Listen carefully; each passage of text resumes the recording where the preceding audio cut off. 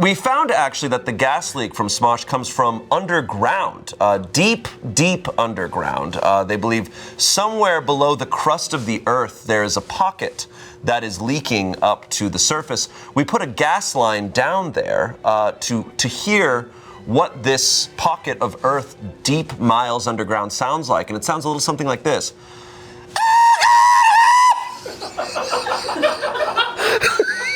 Hold on, I got this. We put a hose deep down underground, miles down, to hear what it sounds like, miles under the Earth's crust, and it sounds a little something like this. Oh God, help! Help me! Help us! This is hell! You found hell! So, we're using that as our inspiration right now.